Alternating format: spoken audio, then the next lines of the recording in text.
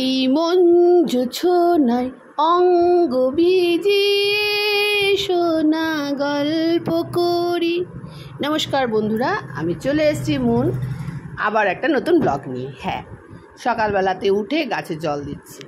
আমার নন্দনকাননে তোমাদের সাথে পরিচয় হয়েছে। তো এই যে দেখো, এই গাছটা সেদিনকে নিয়ে এসেছি, কি সুন্দর তরতাজা হয়ে আবার ডালপালা ছেয়ে গেছে। তো নন্দনকাননে জল দিচ্ছি, জল দিয়ে চিকেনটা বসিয়েছি।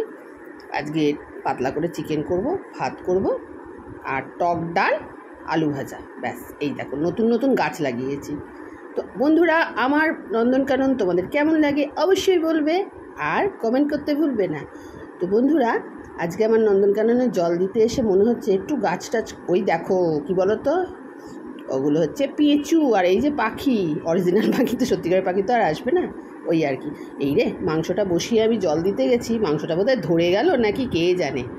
আমি আজকে চিকেনটা রান্না করছি, ধনিয়া চিকেন, যদিও পাতলা করে করছি, যেমন আর কি রেসিপি হয় সেরকমই দিয়েছি।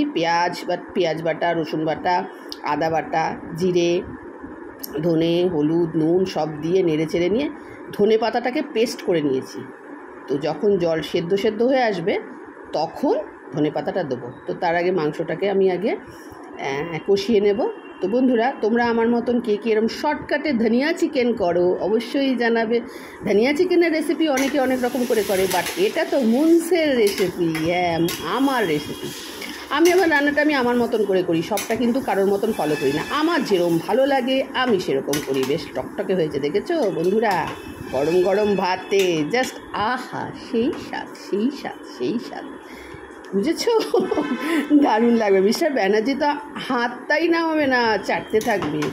কী বলো তো, নিত্য নতুন রান্না করে মিস্টার ব্যানার্জিকে খাওয়াতে খুবই ভালোবাসে, কিন্তু ওই যে উনি অল্প তেল, অল্প এই মেনটেন সেই মেনটেন, ওফ পারি না। কিন্তু আমি তো করবই।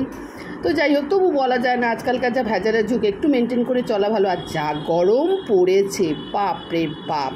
তো চিকেনটা কষিয়ে একটু জল দিয়ে দেবো, দিয়ে তারপরে অন্যান্য কাজে যাব। তো বন্ধুরা, আমার ব্লগটা কেমন লাগলো অবশ্যই কমেন্ট করে জানাবে, সাবস্ক্রাইব করতে ভুলবে না।